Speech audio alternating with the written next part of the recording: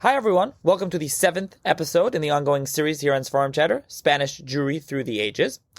On this episode of the series, we jump ahead a little bit to 1391 and the riots of 1391, the infamous riots, which is really somewhat of the beginning of the end for Spanish Jewry.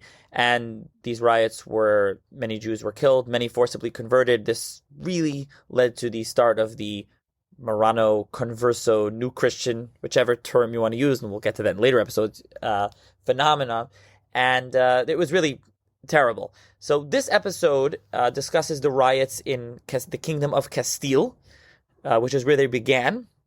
And the preacher, the Catholic preacher, Ferran Martinez, and you will hear a lot about him in this episode. And then next week's episode, Emir Hashem, will be about the riots in 1391 in Aragon, the Kingdom of Aragon. So, which there two different kingdoms at that time. I will mention this episode. I think this is I've held this the longest of any episode. It's about recorded this about 2 years ago, well before the idea of a series on Spanish Jewry was conceived. But I just recorded this as an idea, and I ended up holding it for whatever reason. And then at a certain time, I decided I was going to do a series on Spain, and so I held the episode. So here it is. But therefore, there's no allusion to the series in the recording, and maybe we discuss some general things about Spain that you may have heard in other episodes, but it'll be a good recap for purposes of the episode.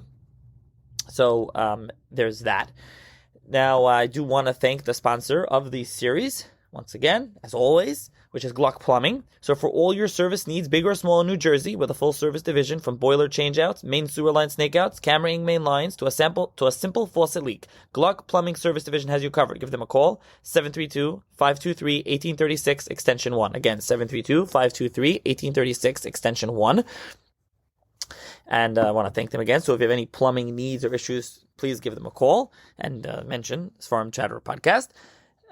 Also, if anyone wants to sponsor an episode, you can do so.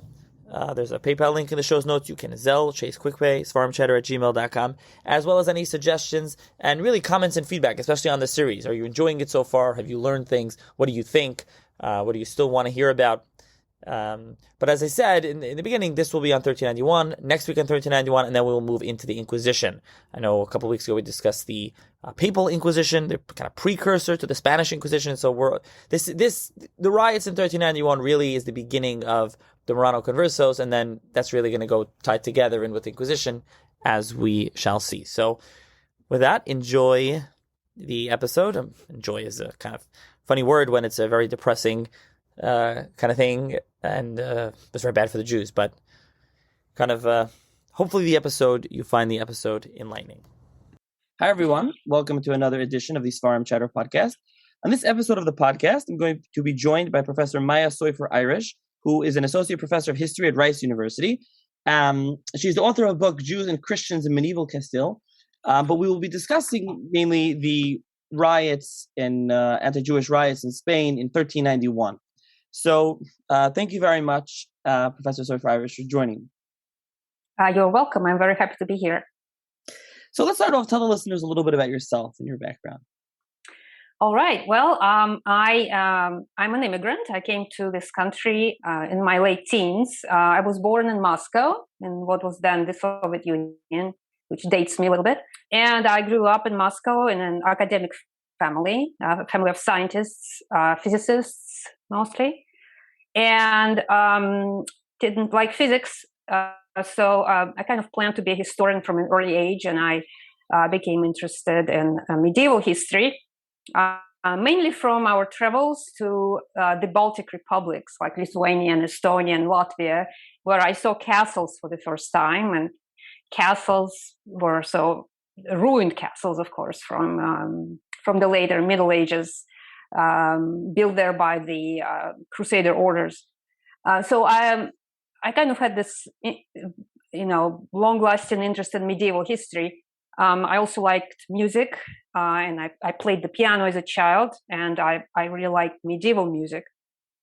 So when I came to the U.S., I settled in a small town in Colorado and attended a small public university there.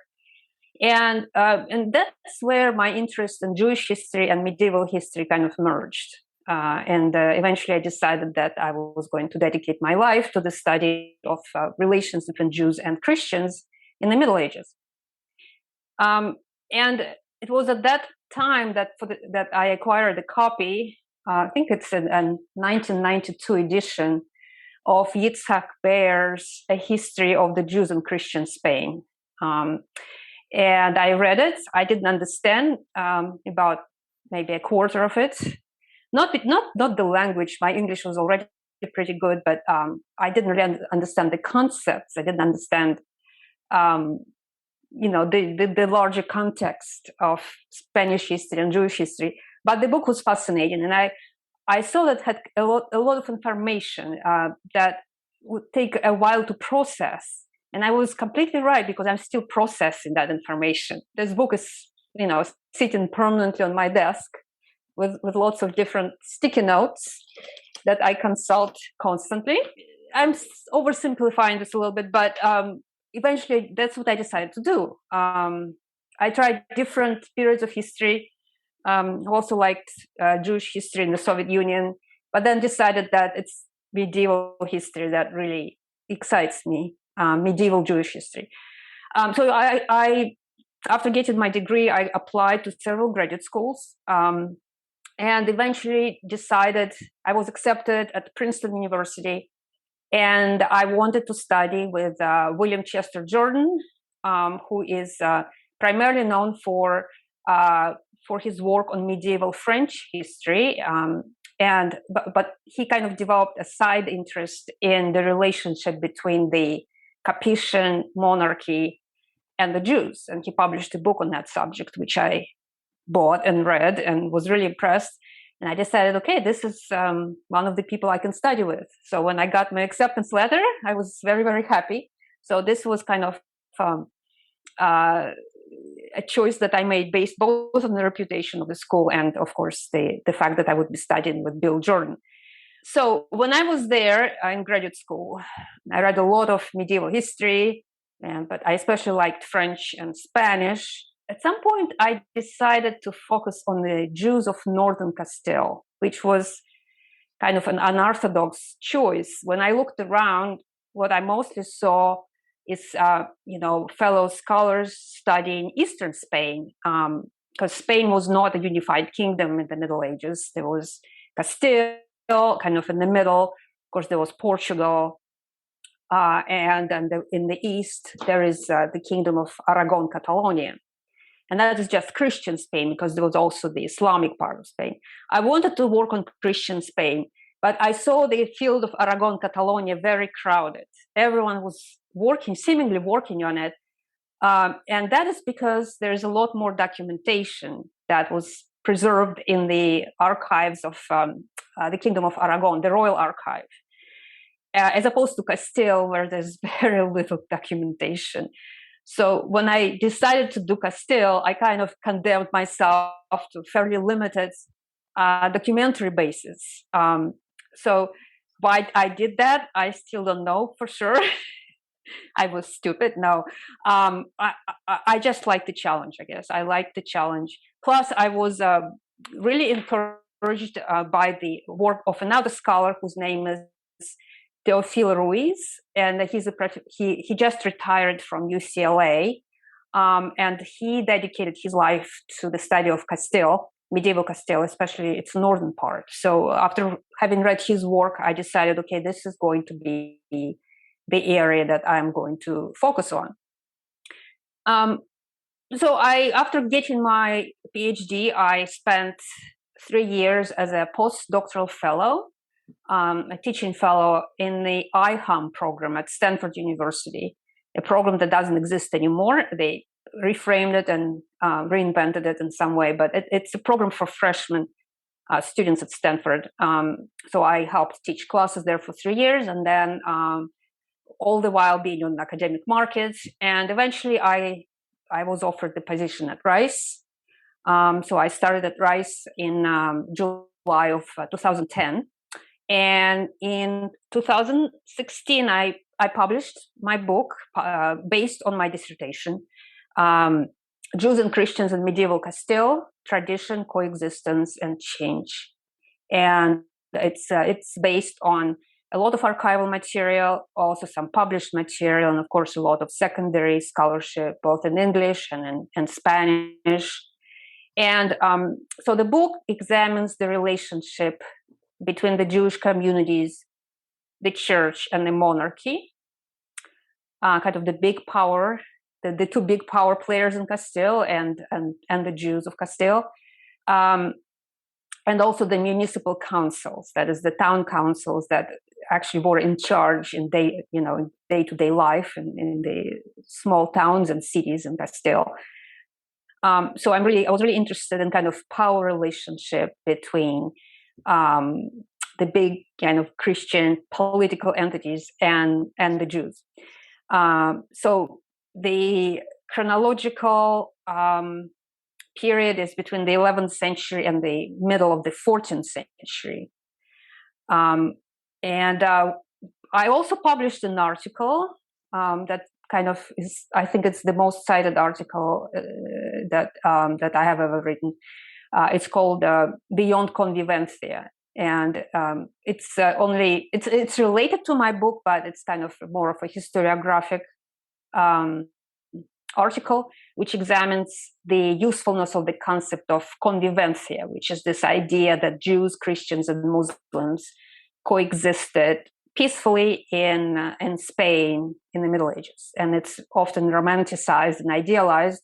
So my article questions the utility of this concept for interfaith relations in Christian Spain. So that's kind of my academic journey up to my second project. Right, which has to do with, like I mentioned, I believe, which we'll be talking about, the riots, right, a little bit. Right. So I guess before we get to the riots, I think probably you mentioned a little bit how Spain was not, unified at that time. There were the Moors, there were the Muslims, and then there was Kingdom of Castile, Aragon, Leon, others. So maybe discuss that a little bit. I was talking to you before I started recording and saying how interestingly, I don't know, somehow I didn't end up doing any episodes yet on Spain, which is pretty interesting. I don't know how that happened. So there's that, and mainly we'll be discussing, the history of the Jews of Spain until this time. I guess that's mainly what we should really focus on, with, explaining a little bit about the actual geography and history of Spain a little bit as well. Right. So I will talk mainly about the Jews of Spain. Of course, Spain is a very ancient place, was part of the Roman Empire in antiquity, a very Romanized province of the Roman Empire. So Jews settled there, we are assuming since the late antiquity. We don't really have very much information about Jews in Roman Hispania. But we do know that there was a Jewish population in Spain at the time of the Visigoths. So once the Roman Empire kind of disintegrated slowly, and the Visigothic people came to control the peninsula, they established a kingdom there. First they were Arians, later they converted to Catholic Christianity. And of course, we do hear about persecutions of the Jewish communities under the Visigoths. So it's a pretty well-known part of Jewish history. Although, strangely, we don't have very much information about what exactly happened, because all we know is all the documents that survive are mainly legal codes. And so those legal codes and decisions of the church councils, they all take a very hard line on Jews and essentially state that all Jews have to convert to Catholicism, and then it discriminates. They discriminate even against the converted Jews, so we are assuming that either all the Jews of Visigothic Spain had been converted to Christianity, or they somehow left, or they somehow hid from sight and kind of secretly practiced Judaism. But it still continues to be a very debated subject in historiography. But of course, eventually, as we know, the Visigoths were defeated by the invading Arabs and Berbers from North Africa, mainly a Berber army in 711 that crossed what is today known as the Straits of Gibraltar, easily defeated the Visigothic king and established their own kingdom. capital was now in Cordoba. And then very, very slowly we begin to hear about Jewish communities. At first, very, very little. Of course, the majority of the population of this new entity called in Arabic Al-Andalus, which is Spain in Arabic, population was Christian. And so Arabs and Berbers only constituted a very small percentage of this population. But then over time, more and more Christians converted to Islam, although a small Christian population remained. Some Christians decided to immigrate. They left Al-Andalus and they went north to join their Christian co-religionists. Some of them were descendants of people who had fled from the Islamic invasion, and they went to extreme north of Spain, to the Asturias and Cantabria and Galicia. And they established small principalities there. That, in addition, also to the county of Catalonia and the emerging Kingdom of Aragon. So those became the foothold for the Christians in medieval Spain. So at first, those little kingdoms were extremely small and not very powerful. All they could do is basically survive.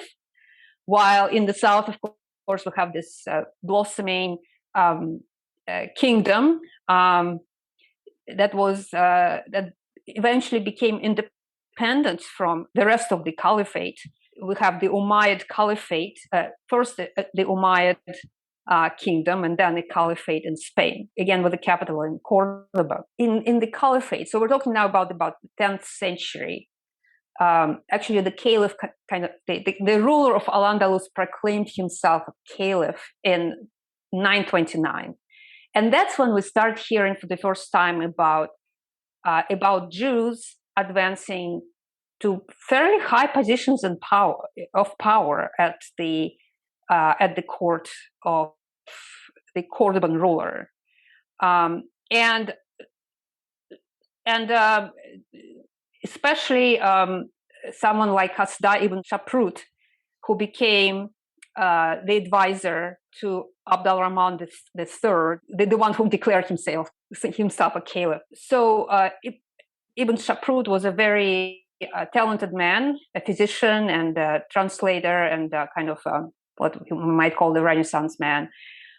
So he kind of laid the tradition for the Jews to enter the administration of the caliphate, even though they were considered dhimmis, that is the second class citizens. They had to pay, the Jewish community, like the Christian community, had to pay the jizya, that is the capitation tax, and submit to certain humiliating conditions in exchange for their right to practice their religion.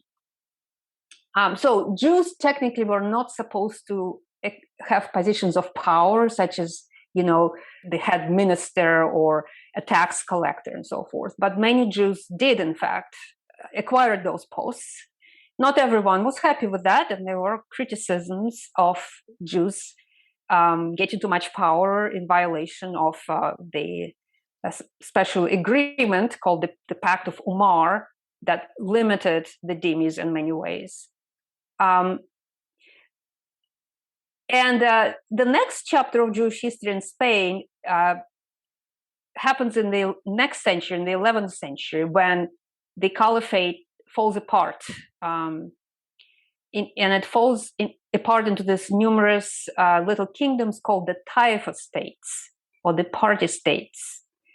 And so there were many, many of them, usually centered on the major cities like Seville and Cordoba and Badajoz and Denia and so forth, Zaragoza, Toledo, and so forth.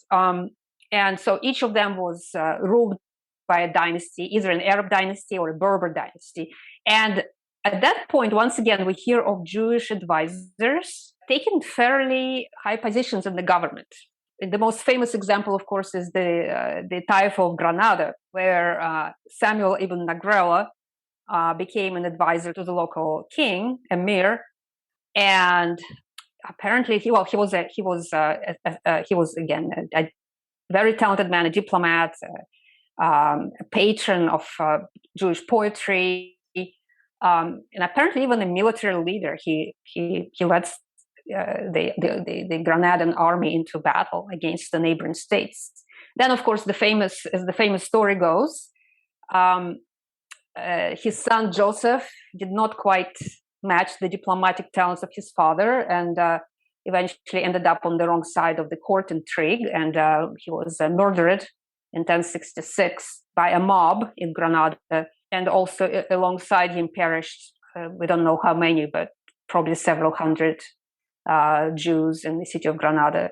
I can't imagine that the entire population was eliminated, but there was a significant loss of life. But overall, the Jews' life was under in the Caliphate and then in the Taifa period in Al-Andalus was fairly peaceful, aside from these episodes of violence.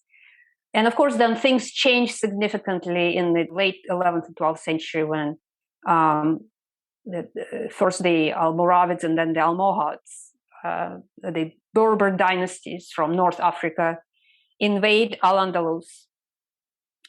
And they have a very different, they're not quite the same. I don't have time to go into the differences between the Almoravids and Almohads, but they have a much more kind of a vision of a more pure Islam, kind of going back to the basics, to the original intent of Muhammad and the founders of Islam, and the Almohads go even further, and they kind of repudiate the traditional Islam and impose their own vision of the unity of God. And especially under the Almohads, Christian and Jewish communities, this is already the 12th century, Christian and Jewish communities suffer persecutions, and many of them are converted by force to Islam. I'm sorry. Of course, the most famous example being apparently Moses Maimonides, who may have converted to Islam before escaping to North Africa and eventually to Egypt. So some Jews at this point decide to immigrate to the Maghreb, that is North Africa, or to Egypt, like Moses Maimonides. But many others instead head north. And in the north, there are these expanding Christian kingdoms. There is the Kingdom of Castile Leon, and also in the 12th century, Catalonia and Aragon unite and become one kingdom. So that's where we start seeing growing and flourishing Jewish communities in Christian Spain. And they are welcomed by the Christian rulers because they need immigrants. They're not particularly populous states, especially Leon. So the rulers, the kings, view the Jewish immigrants kind of as an investment in the economic prosperity of their kingdoms, which was not really a new thing. It's the same thing happened in Northern Europe at some point under the Carolingians. And so the Christians, of course, are still engaged in military operations against Muslims. For example, in 1085, the king of Castile Leon takes Toledo, and Toledo has a very large Jewish population.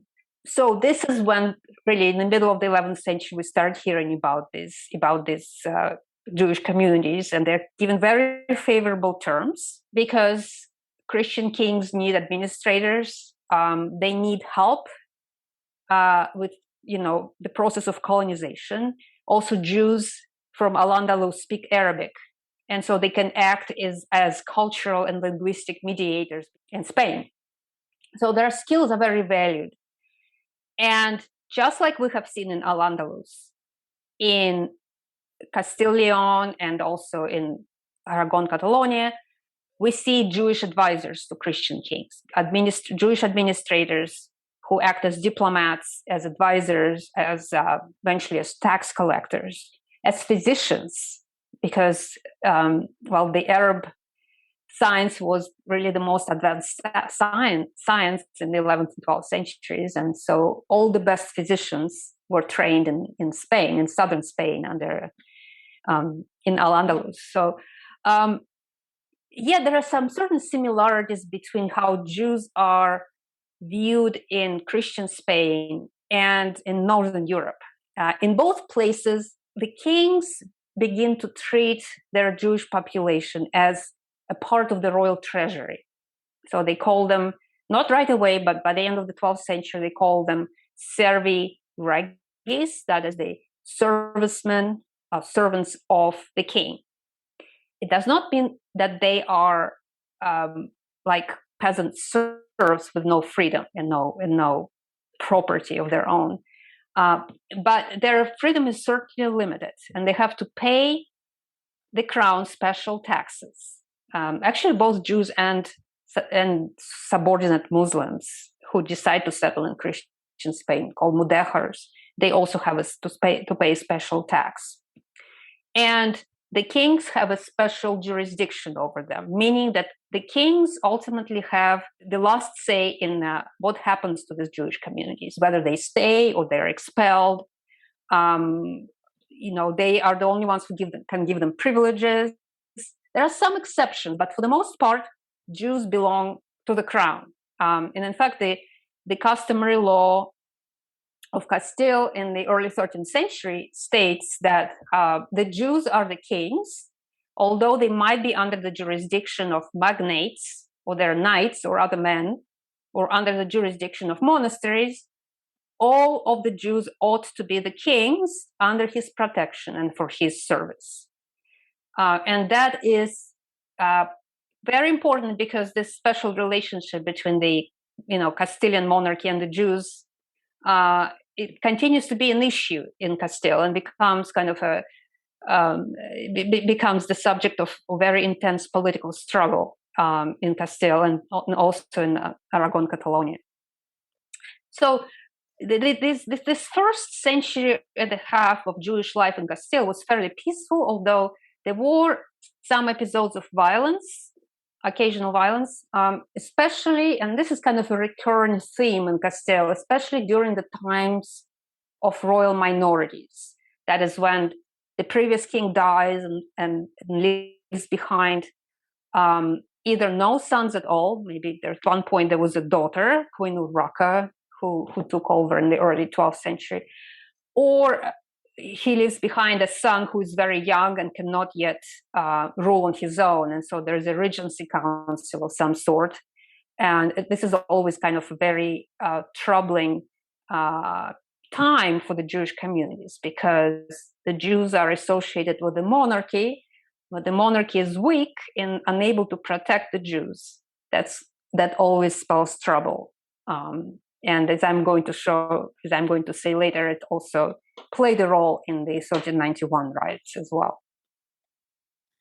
Right. Okay. So I think that more or less, I mean, like I said, you can't cover all of it. There's obviously a lot more to cover here as well. So leading up to 1391, I think 1391 is interesting. I'll just speak for myself, being someone, I think what a lot of people are familiar with the 1492 expulsion, obviously, and then to Portugal and the forced conversion there. But 1391 really was, I guess, the beginning of the end, right? I guess you would say, or it was, maybe that's the wrong way to put it, but I think that was really, I don't want to speak for you, but I think that was, I guess, a big incident that was unknown, I guess is a better way to put it, in the riot. So I guess, to, kind of set the table, so to speak, explain what happened, what led up to exactly the leading up to the 1391 riots and what happened there. Yeah, this is kind of my great ambition to try to explain the riots of 1391. So far, it has not been done adequately, and I'm not sure that I will be able, 100%, provide a convincing explanation. All I hope to do is to kind of give people food for thought, maybe at least make some major progress on this issue. One of the reasons why not much progress has been made is that because lately historians have really stayed away from subjects like that, like 1391 and anti-Jewish violence. It all goes back to kind of this historiographic battle over the lachrymose conception of Jewish history. You're probably familiar with that. Sala Baron, who was a very, very important Jewish historian, American historian at Columbia University, wrote a very important fundamental work on the history of Jews in the Middle Ages. in which he attacked people like, well, he didn't attack him personally, but he attacked this vision of history that Yitzhak Beer especially held dear, and that is that Jewish life in diaspora actually, for the most part, was peaceful. And Jews found accommodations both in Islamic society and a Christian society. And so thanks to Salo Baron, we were able to get the historians, his students and the students of their students eventually gave us a much more complete picture of Jewish life in medieval Europe. But at the cost of diverting attention from those episodes when things did not go well, when there was violence and there was persecution. So 1391 for me is definitely a clear example of when things break down, and you can't say it just happened out of nowhere with no warning. There were no warning signs, nothing, absolutely nothing. Just suddenly things exploded. Everything was fine up until that point. And this is where my project comes in. I am trying to, so in this new book, I'm exploring the politics of persecution. In fact, this is part of the title of my book, The Politics of Persecution in medieval Spain or medieval Castile. I haven't quite decided yet. But it's going to focus on Seville, especially because this is where the first riots happened in the summer of 1391.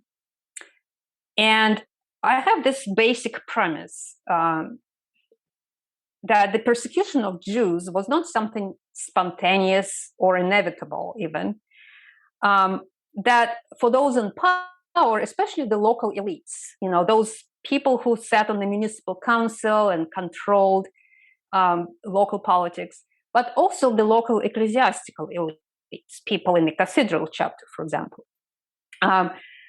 So for them, this kind of Jew hatred, this anti-Semitism, was a means to an end. So they played at anti-Semitism in order to achieve their own ends, their own goals, like short-term political and economic and spiritual goals. And those, spiritual, economic, and political, they were not necessarily separate. They were all tied up together.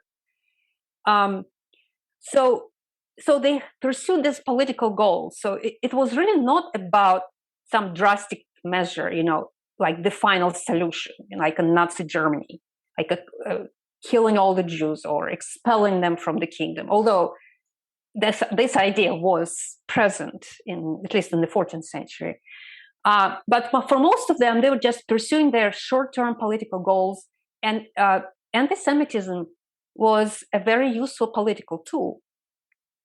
So I'm looking both at the goals and the methods of persecution. And I'm arguing they were all rather mundane and did not necessarily and always involve violence. So it could be something like asking the king, because the king, of course, has a special jurisdiction over Jews, to restrict privileges of the Jewish communities, or alhamas, as they were called, the Jewish alhamas, or adopting some harsh measures to enforce the collection of an ecclesiastical tax, which was what happened in Seville when the cathedral chapter wanted to collect this special tax called the 30 dineros, the 30 dineros, which was supposed to symbolize the 30 pieces of silver for which Judas sold Jesus Christ. So it was supposed to remind the Jews of their crime, but it was also a very useful source of income for the local cathedral chapter. And they, of course, were all about enforcing their privileges and getting their way. And it was a fairly young cathedral chapter, and so they wanted to kind of put their foot down and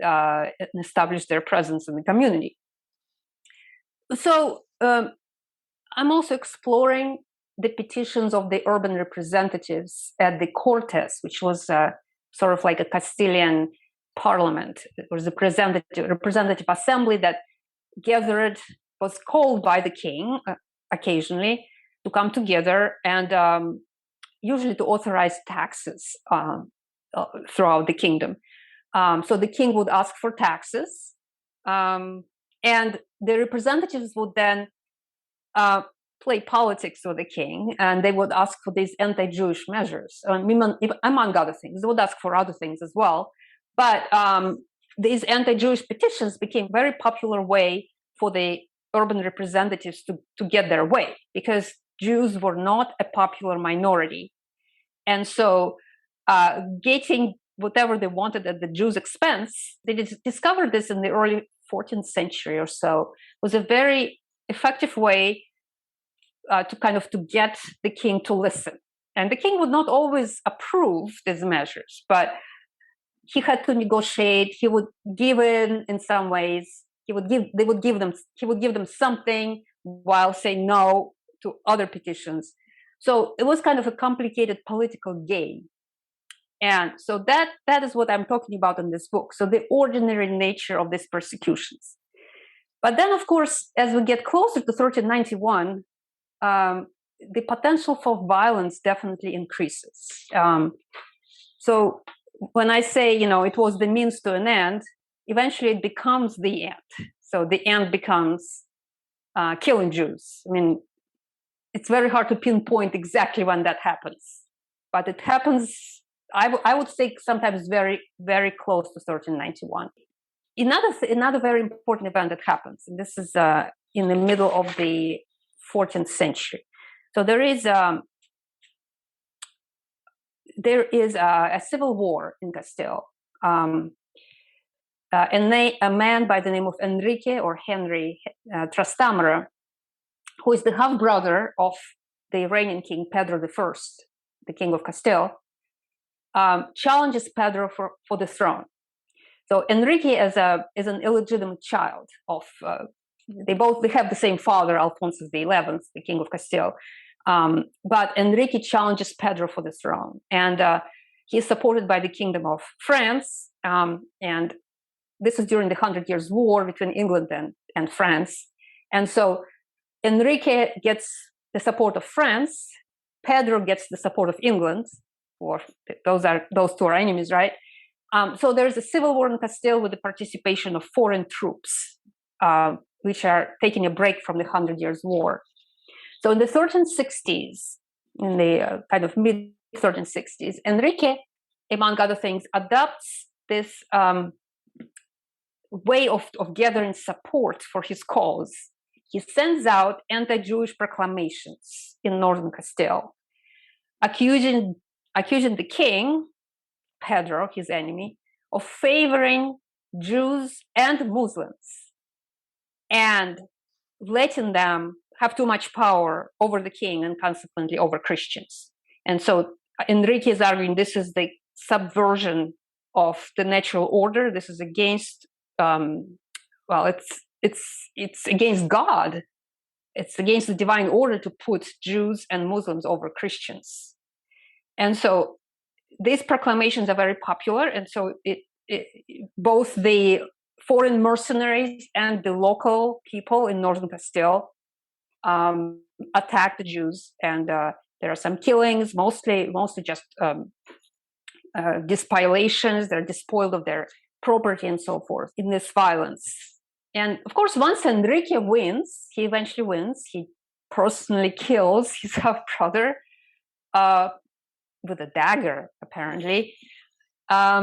Enrique, he goes back to the way things had been with regard to Jews. That is, he has his own Jewish advisors, he has Jewish tax collectors, and everything seemingly goes back, except things are not quite the same. They can't quite go back to the way they had been. Because, giving too much power, too much trust to Jews,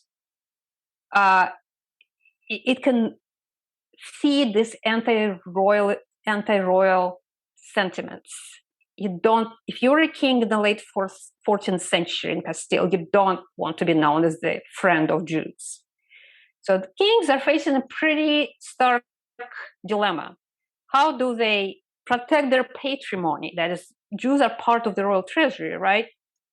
But at the same time, they have to present this image to there are people that know they're not friends of Jews, and if it comes down to taking sides, of course, they're not on the side of the Jews, they're on the side of the people, especially the local municipal councils.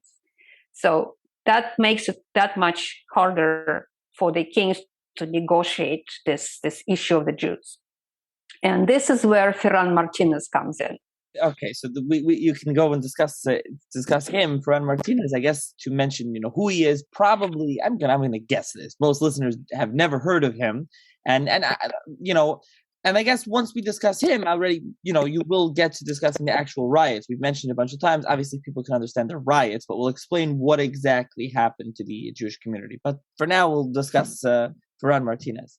Okay, so Ferran, when people say 1391 riots, they immediately think of Ferran Martinez. He's kind of the face of these riots, and for a very good reason. I spent a lot of time with the documents on 1391 and right before, and I have to say that he did play a disproportionate role in not causing the riots, perhaps, but he kind of prepared the mood for the violence to erupt. So who was he? I mean, very little is known about him, because people, his historians and the general public, they usually say Ferran Martinez, but they don't really know who he is, and they make all kinds of assumptions. There's a lot of misinformation on Wikipedia and other parts of the internet about Ferran Martinez. So he was the Archdeacon of Écija, which was an honorary title. So he did not really involve any administrative responsibilities.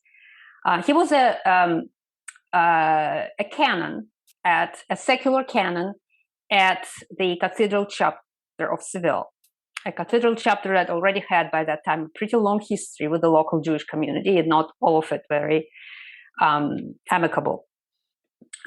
So he was most likely born in Carmona. Carmona is a very small town, very picturesque. If you want to visit it today, it preserves its medieval character in many ways. It's a town about 20 miles northeast of Seville. The reason I say he was born there is because his last testament, his will, mentions some property that he inherited from his grandparents in Carmona, meaning probably that he's from there. Not 100% sure. So he was most likely born into a class of urban knights.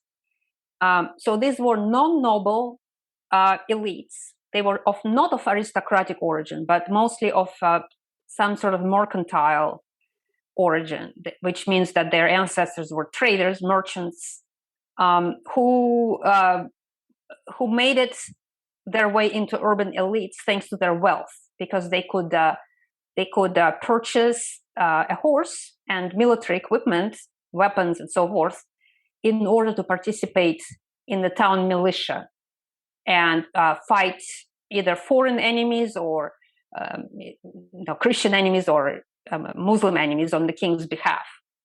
So not the high aristocracy, but rather kind of the local elites. These are the people who control the municipal governments in Seville and in other places. And the king actively encouraged the growth of this class because they provided a buffer against the aristocrats, the high nobility, who in the 14th century gave the king a lot of trouble. They were in almost a constant state of rebellion against the king. So these local urban elites could counterbalance the power of the aristocrats. So they were considered kind of the backbone of the monarchy, and they controlled most of the urban governments. So that's kind of the social strata from which Ferran Martinez comes. So he was not, and I have to repeat this, he was not a monk, and he was not a Dominican friar, he was not a Franciscan friar. He was not a confessor of the Queen Mother of Aragon. I think I've found that somewhere as well. So these are all, little pieces of misinformation that are floating around. And the reason this is important is because if Ferran Martinez were a monk, that is, if he was a member of religious orders, he would have been required to renounce his property and take a vow of poverty and so forth. But he did not do that. He was probably an ordained priest, so he could administer the sacraments and so forth, although I don't have a proof of that. But he was definitely a licensed preacher.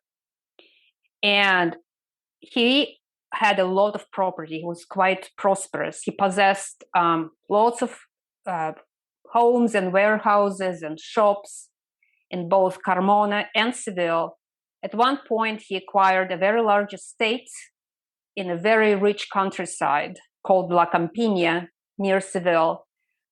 Seville is surrounded by these wheat fields and vineyards and olive trees and so forth. Very, very rich countryside. So he purchased a pretty large estate, and then he donated the estate to the cathedral chapter, which is almost a requirement for entering the cathedral chapter as a canon, which kind of tells you that all the canons were very prosperous people. They were really members of the elites. You could not just enter the cathedral chapter as a canon with no property at all, or even significant property. And then he also founded a hospital called the Hospital of Saint Martha. Saint Martha was his favorite saint, and I could talk about why she was his favorite, but I think I'll save it for the book. But this hospital was supposed to serve the needs of poor priests, poor and elderly priests, and was just steps away from the Cathedral of Seville. You can still visit the little plaza, the Santa Marta, very, very close to the cathedral. So the point is that, Ferran Martinez is usually portrayed as this unhinged fanatic, maybe even some insane person. And nothing is further from the truth. I mean, he definitely hated Jews. There's no question about it. He had this burning hatred of Jews. But his actions were actually quite methodical and quite premeditated. So he didn't just do things because he lost his mind. He actually did them to pursue certain goals. So, for example, at one point, I found this in the archival documentation, at one point he asked the Archbishop of Seville to demolish a synagogue that was apparently built outside of the Jewish quarter. The Jewish quarter in Seville was surrounded by a wall, but this synagogue was built, or it was already an existing house. It was converted into a synagogue outside of the walls of the Juderia, or the Jewish quarter. And Martinez asked the Archbishop to demolish it. And the interesting thing is that the synagogue was likely very, very close, like a stone's throw away from Martinez's hospital. So Martinez was expanding his hospital and acquiring properties next to it because it had to be, self-sustaining. I think he wanted to make a warehouse for making olive oil right nearby. And there was the synagogue, was definitely stood in the way of expanding his project. So he was not an irrational man. He knew what he was doing. He was a very capable administrator. He had several positions in the cathedral chapter having to do with finances, money management. He was a mayordomo, or a butler at some point, which means he was in charge of provisioning the canons in the cathedral.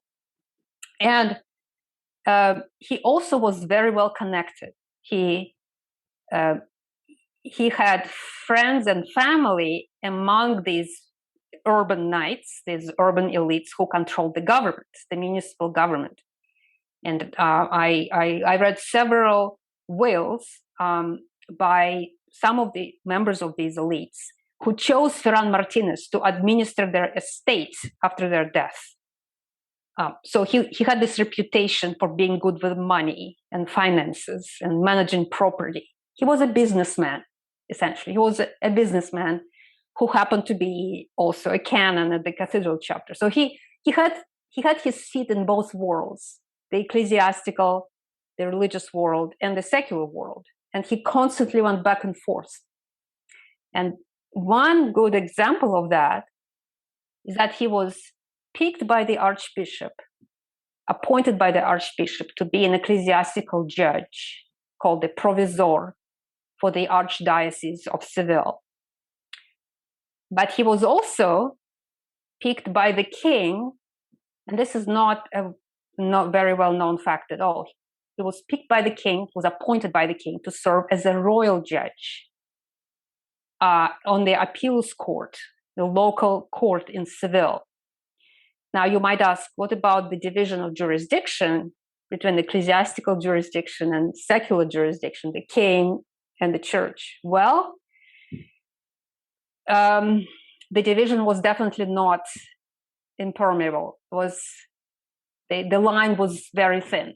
And Ferran Martinez is a good example of that. He combined both ecclesiastical power and secular power from the king.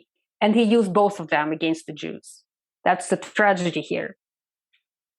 So now I can talk a little bit about Ferran Martinez's activities before 1391. Ferran Martinez comes up in the records in the early 1370s, in various capacities.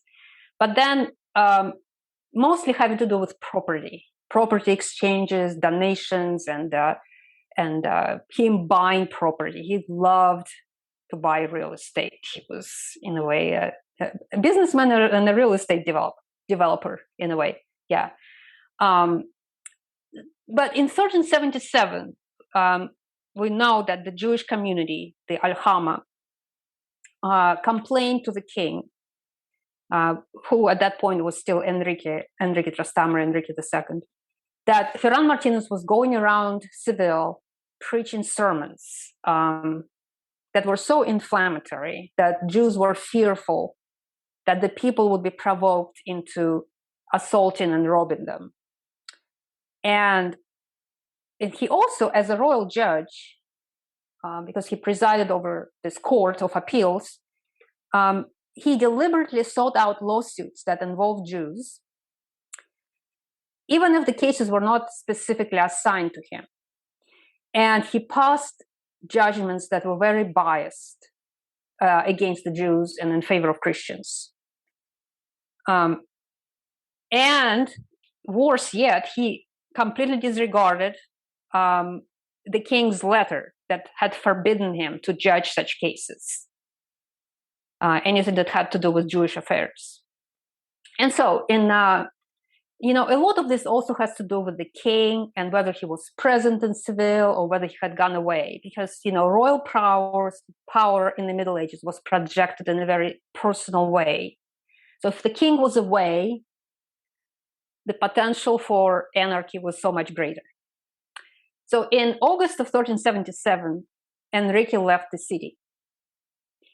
And that's when Ferran Martinez attempted to pass his first kind of anti-Jewish measure in the archdiocese. So he was the provisor, that is the judge in the archdiocese. So he used his authority to convince other members of the chapter, cathedral chapter, to issue letters, and which then were sent to the town councils in the archdiocese of Seville, ordering them under the threat of excommunication to prohibit Jews from settling and living in their towns.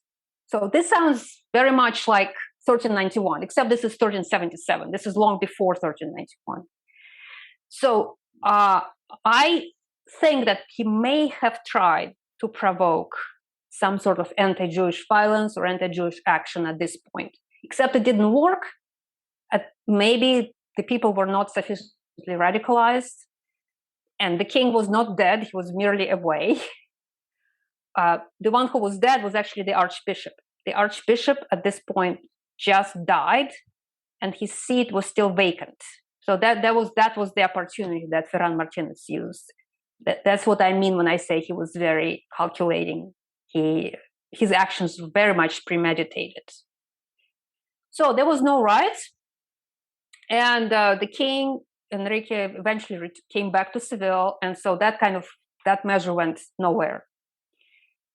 the interesting bit of information that I found in the archives, I mean, I can't speculate about Martinez's motivations, but there was this one little piece of information just about a year before this happened in 1376.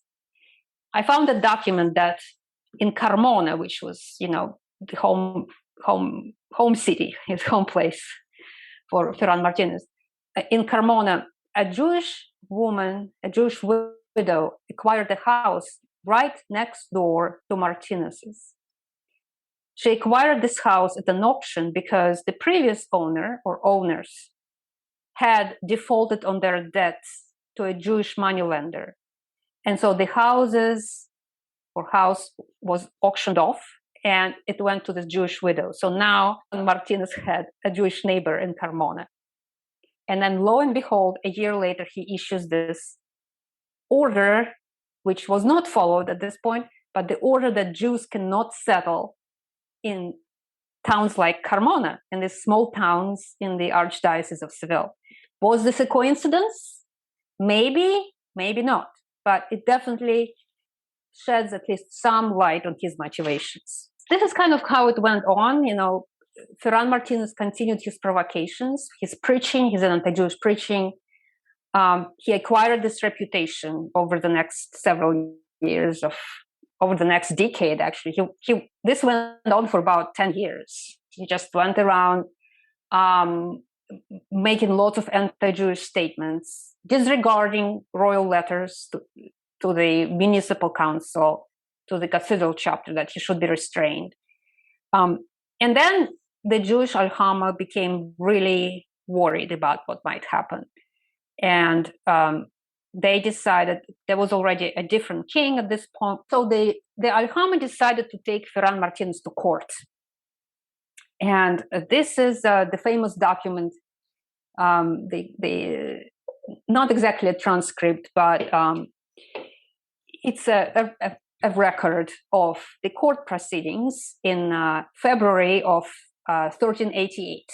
This is a court called Tribunal del Alcázar, which was a special court established fairly recently at that point, which met twice a week before the gates of the Alcázar, which is the royal palace, which you can still visit today in Seville. The task of this court was to hear the complaints by the townsmen against the various municipal officials. And so Ferran Martinez was a municipal official. He was a royal judge. And so his actions fell under the jurisdiction of this court.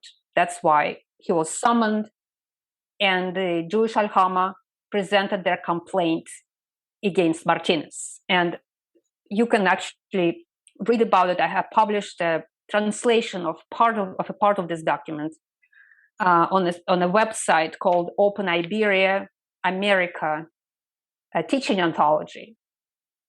And it's called Ferran Martinez's speech at the Tribunal del Alcázar in Seville on the 19th of February, 1388.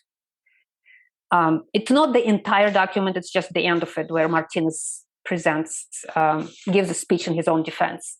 But the first part of the proceedings on the first day mainly consisted of the Jewish representative kind of presenting the Alhama's complaint against Ferran Martinez. The representative was a wealthy Jewish cloth merchant. And then all three letters that the royal court had sent to Seville, asking the local officials to restrain Martinez and to prohibit him from going around and arousing the populace against the Jews. So these three letters were read out loud. So that's how we know what Martinez had been up to. One of the main points that the Alhama made against Martinez is that he had no jurisdiction over the Jewish community, because the Jews of Castile, for the most part, belonged to the royal treasury. They were part of the royal treasury. And so only the king had the authority to make any changes in the condition of the Jews, or, tell them what to do, where to settle and where not to settle, whether to construct a new synagogue or not. Only the king had that right. And so Martinez was transgressing essentially against the king, which is exactly what he was doing. Because any action against the Jews was also an action against the king. And everyone knew that and everyone understood that. That's why it's so hard to disentangle religious motivations from political motivations. And I think ultimately you can't. You have to analyze them together, even though it's a pretty difficult task. So at the end of the proceedings, on the second day, about a week after the three letters from the king were read, Ferran Martinez came back to the court and he gave a speech, an anti-Jewish speech, which is what I translate here on this website from the medieval Castilian. There's also Spanish translation if anyone is interested. I can't spend too much time on the speech. It's fairly primitive, but at the same time fairly complicated. If you kind of go by line and examine his various expressions and his various references, he references the Bible, both what he would call the Old Testament and the New Testament. Mainly the Old Testament, that is the Torah. He refers to it constantly to argue that Jews had been criminals. Essentially, he's making a legal case against the Jews. He's saying, you're accusing me of violating the law. Well, wait a second. The Jews are the criminals. They had been violating the law of Moses. They have executed their own prophets. They have disobeyed God constantly since the time of Moses. And they're still doing it. Their main crime is that they go to the king and they lie to the king. And they entangle the king in their lies. Essentially, what follows from this speech is that you can't trust the king on the question of the Jews. He may have power over the Jews, but he's not going to do the right thing because the Jews had been lying to the king all these years. And this is kind of a theme that comes up in the records over and over again. The bad Jewish advisors and how they whisper things into the king's ear and they misrepresent the facts. Of course, the facts are as the Christians see them. So that's the speech, and he talks there about his desire to demolish all of the synagogues in Seville. He claims that there are at least 23 of them in Seville. I don't know if that number can be trusted, but that's what he says. So we don't know what happened with this case, and we don't know what the outcome was. We don't know what the verdict was, but we do know that nothing happened to Ferran Martinez. He continued as before. He continued being a judge, a royal judge, an ecclesiastical judge, and canon, and so apparently nothing really happened. So this is where we get pretty close to 1391. And again, the political situation in Castile has everything to do with what happened. Because in 1390, the Archbishop of Seville died. And shortly after that, the King of Castile died. And the king left behind a son who was only 11 years old. There were a lot of royal minority in Castile during this period. The most important nobles, members of the royal family, they made decisions on the young king's behalf, and they were constantly fighting among each other. And everyone knew that. It was totally dysfunctional. So at this point, Ferran Martinez, in December of 1390, issues his famous letter, or he sends a series of letters, just like he had done in 1377. He sends out these letters, this time to the parish clergy, not to the municipal councils, but to the local clergy in the towns like Carmona and Écija and Alcalá de Guadaira and some other towns around Seville, saying that the local synagogues that had been built without an authorization from the king have to be demolished. And apparently, at least in some of these towns, synagogues were demolished. We don't know exactly where. I think in Écija it actually was demolished. And that is, of course, an intrusion on the royal authority, big time. The Castilian law said the king decides what happens with the synagogues. But the archbishop is dead. The king is a minor. And Ferran Martinez is still a provisor. He's still the ecclesiastical judge. So he's one of those in charge of the archdiocese. So he has the big authority. And one thing I forgot to kind of emphasize is that, there were plenty of opportunities for the municipal council, for the cathedral chapter to stop Martinez. The fact that they did not do so is very telling, even though in the end they repudiated his actions and said they did not agree with him at all. They had over a decade to actually prevent these things from happening. And they didn't, because Ferran Martinez was one of their own. He was their man. He represented their interests, the interests of these people, both the cathedral chapter and the municipal council. And these people, ultimately, they didn't really care about the Jews that much. But so it was certainly in their interests to bring down those synagogues. It was in their interests to destroy the Juderia, which is ultimately what happened after 1391, when the Jewish quarter was abolished and it was divided by Christians into several parishes, and the synagogues were converted into churches. So all that property went to Christians, and Jews were scattered throughout the city. There were still some living in the Juderia, but it was a big power play ultimately on the Christians' part. Maybe they didn't quite plan it that way, but they knew that Ferran Martinez was doing what they wished they had the guts to do, and he represented their interests. And in the end, they didn't stop him until it was too late. So in January of 1391, there was a meeting of the cathedral chapter, during which, essentially the Regency Council finally said enough is enough. All the synagogues had been destroyed. What is going to happen next? The Jews are going to be attacked and killed.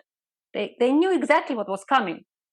So they said, okay, cathedral chapter, if you don't stop this man now, you're going to have to pay. We're going to fine each individual member of the chapter, each individual canon, I think something like 1,000 gold doblars, some really substantial fine.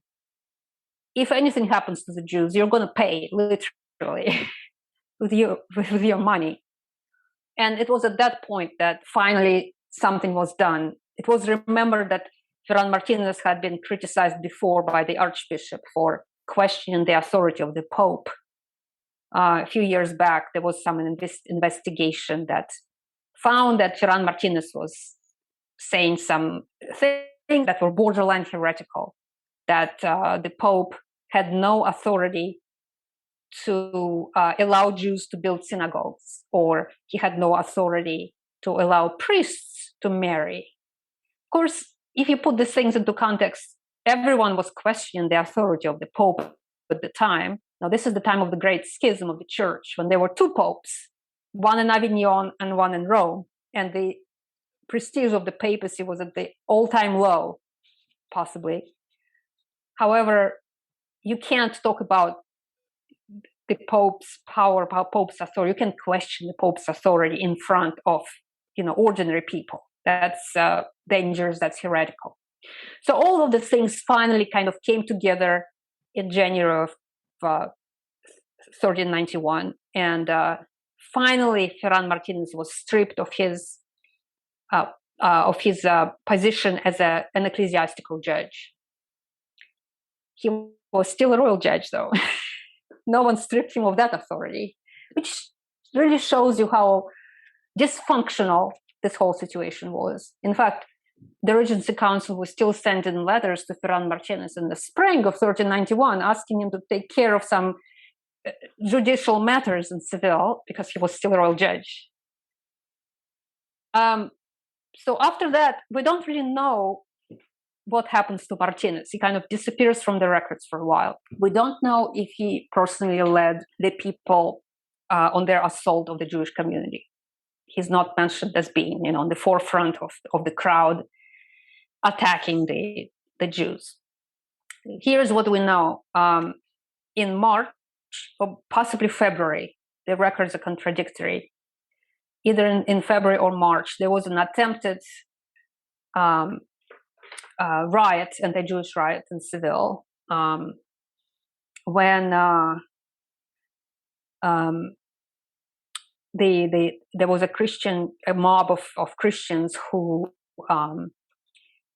gathered in Seville after municipal officials had ordered that some Christians were to be whipped for insulting the Jews, calling them dogs or some other names.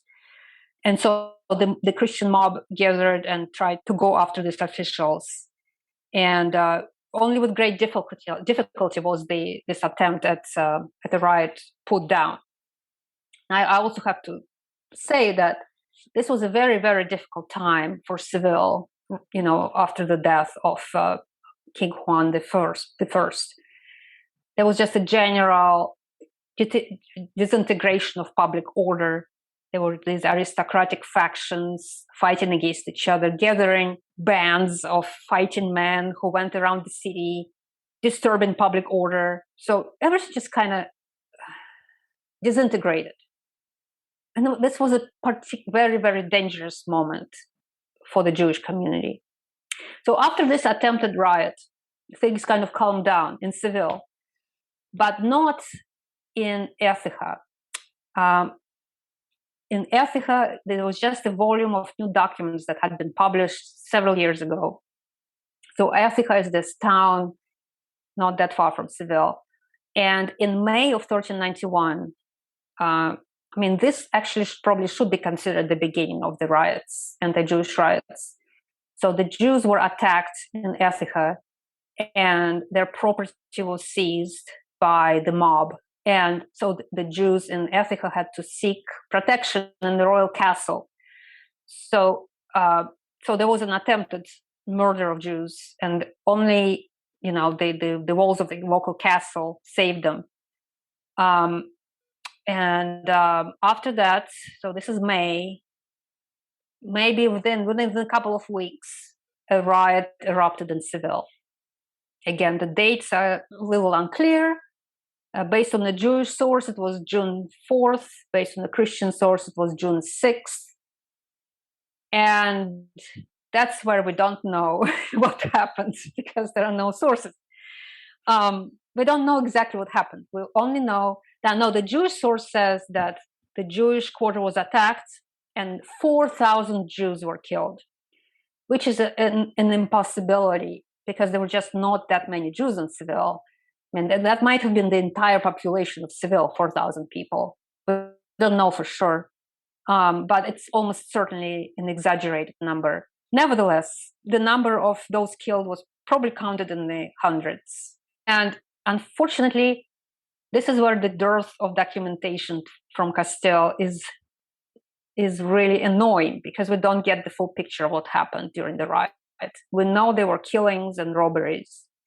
We also know that after this happened in Seville and the local municipal council was unable to protect the Jews, the violence spread to Cordoba, to Toledo, and then it spread eastward into the crown of Aragon. And then it just spread like wildfire up the coast to the city of Valencia, and then Barcelona, Perpignan, and all these, cities of the eastern seaboard, and also some cities more inland, Tortosa, and so forth.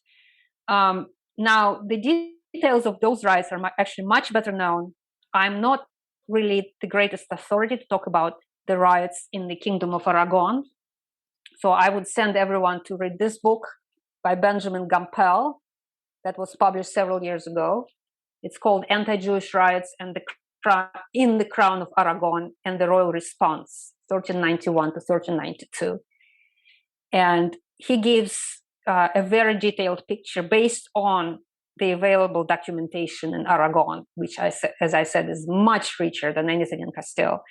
But there are some really interesting details about what happened, who participated in the riots. And his main conclusion, I think, is that it would be wrong to see these riots as consistent just of, members of the lower classes, the sailors and the poor people, even though they did participate undoubtedly. but there were also men, of higher classes, the clergy, members of the religious orders, even members of the royal court who participated in this violence.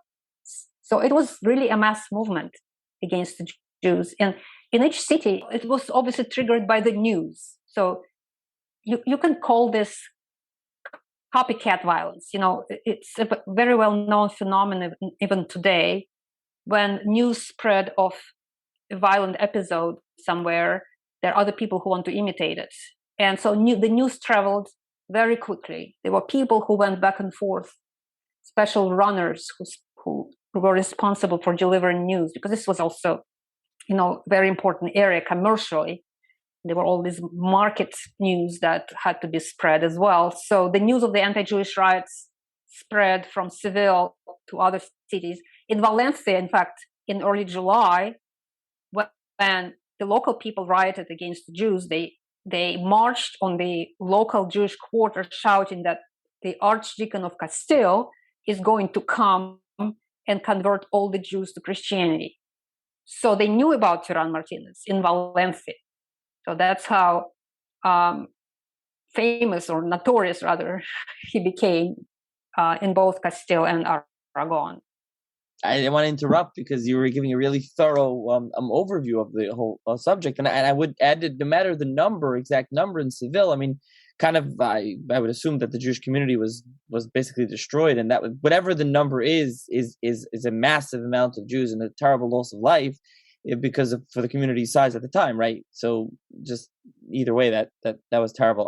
That other book and your other article, I'll link below. So I think the question to ask you here really is the follow-up is, so essentially, why do you think that Ferran Martinez's role, I think, is being overstated, or was overstated? Because kind of how you laid it out, yeah, maybe, like you're saying, we don't have documentation that he exactly instigated the actual riot that started this kind of copycat spread violence, but he kind of, I don't know, lit the match. He kind of caused what was going to happen. So I guess maybe like you're saying, is it overstated? Or on the other hand, maybe it's not, because he kind of was the instigator behind all of this. I think his role in Seville is not overstated. I think he did lit the match with his provocations that went back many years.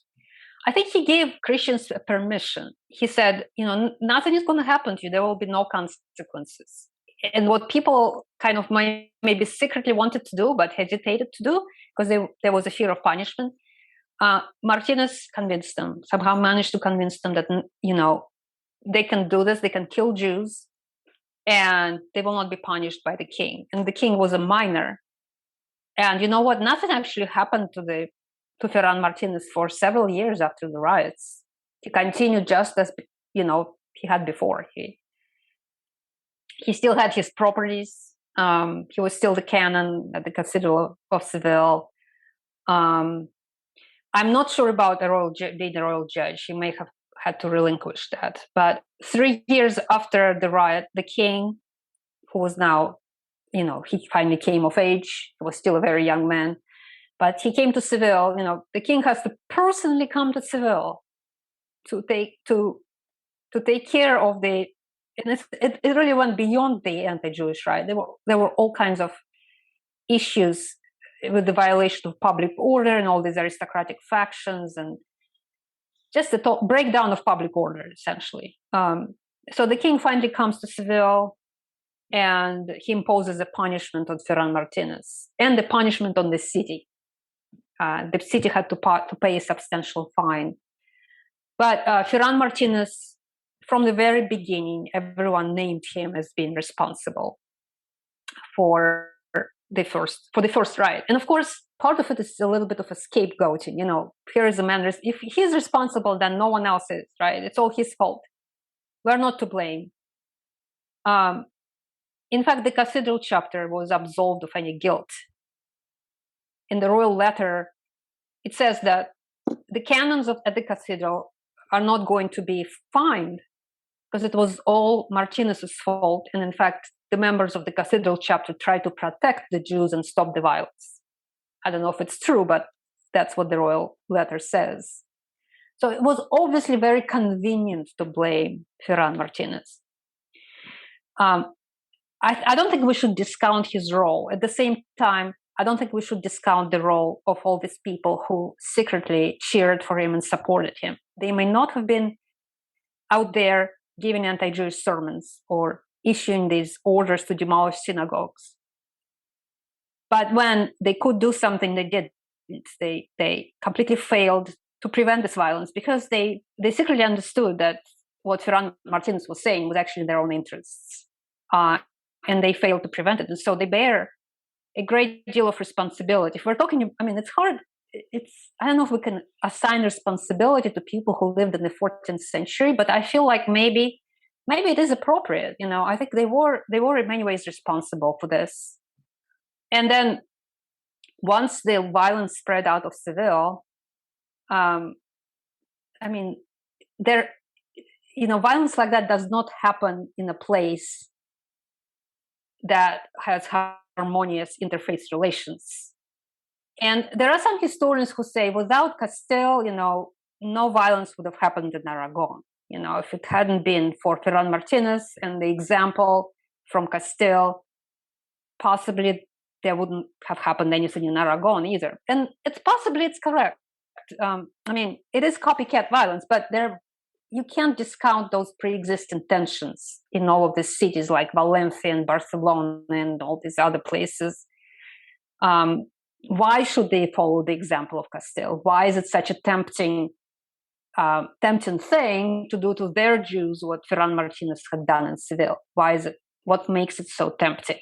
Why do they have to follow this example? That's the real question. I mean, to put it in general terms, is like he was like the radical anti-Semite in the open, and they were like, there was the simmering anti-Semitism below, and they were like, yeah, we agree, but we don't want to go out and say it. So I think the last kind of thing that I'll ask you here, as we finish up, is that, was this kind of a precursor to the expulsion, which happened about 100 years after? Well, among historians, there had been a real pushback against kind of making a direct link between 1391 and 1492, and there is one historian, Mark Myerson, at the University of Toronto, who published a book quite a few years ago, in which he showed that some Jewish communities continued to flourish in the 15th century. And we do know that the general kind of demographic movement in the 15th century for the Jews was leaving the big cities and moving to smaller places, sometimes under the jurisdiction of the noble some noble family, where they could be protected. So undoubtedly there were some Jewish communities that did quite well in the 15th century. But that does not negate the fact that during 1391, but even more so in the years following 1391, there were so many Jews who, besides, being converted forcibly during the riots, there were many Jews who chose conversion afterwards because they were so demoralized and they felt like they had no options. While some, of course, persisted in their faith, some immigrated to Granada, let's say, or North Africa, which also kind of weakened the Jewish community in Christian Spain, of course. There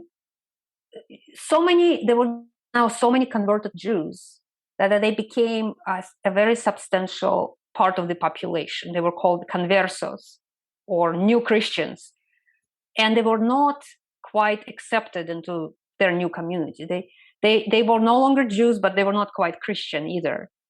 And so what we see by the middle of the 15th century is the beginning of this real hatred of conversos and anti-converso riots, like the one in Toledo, which in many ways resembles the 1391 riot. Except this time, it's not the Jews, but the conversos who are the target of the violence and the hatred. And the conversos were doing really well. They were no longer prevented from, taking positions of power or entering the church and so forth, because they were Christians, right? But this anti-converso sentiment and this suspicion, they were not really Christians. probably because, there's something about them. There's some Jewish blood that prevents them from becoming fully Christian. And this is really the suspicion that leads to the establishment of the Spanish Inquisition. The task of the Spanish Inquisition was to root out those insincere Christians, the heretical Christians, that is to say, Christians practicing Judaism in secret, so the crypto Jews. So in that sense, 1391, there's definitely a direct link between that and the conversos and the Spanish Inquisition. And then when Fernando and Isabel, the Catholic monarchs, decided the Inquisition is not really fulfilling their task or their goal of, incorporating all these new Christians into the greater Christian society, that the Jews somehow sabotaged these efforts by communicating with the conversos and trying to lure them back to their old faith. That's when they decide we could no longer have Jews in our kingdom. Now it's a unified kingdom, because with Fernando and Isabel, Castile and Aragon became a very imperfect kingdom, but kingdom ruled jointly, or two kingdoms ruled jointly by Fernando and Isabel. But the expulsion was in 1492 was kind of the last ditch effort, the final solution in a way to this perceived problem that the Romanian Jews were leading the new Christians astray from the true faith. So 1391 is definitely the beginning, very early beginning of the converso problem. And the converso problem gives us the Inquisition and the expulsion. Right. So it's more or less an indirect link, so to speak. So yeah. Very interesting, and thank you very much for joining me. Like I said, I'll include the links in the show's notes. Most of our discussion here, this is what you're working on in your new book. Any idea how far away that is? Well, hope to finish in the next several years. I have a large chunk of it written. I just had a sabbatical, so that's why I was able to make a lot of progress. Of course, another sabbatical is not due for many years, 6-7 years. There is a chance that I might get a fellowship. If anyone wants to give me a fellowship, here I am. And then I will get some more time. Otherwise, I'll just have to sneak in some writing in between classes and during winter and summer break. As you can probably tell, I'm pretty excited about this project. And I think it's going really well. And all I really need right now is to sit down and write as quickly as I can. Okay, sounds good. So we'll keep an eye out for it. So looking forward. Thank you very much for joining me once again. You're very welcome. It's been a great pleasure. Thank you.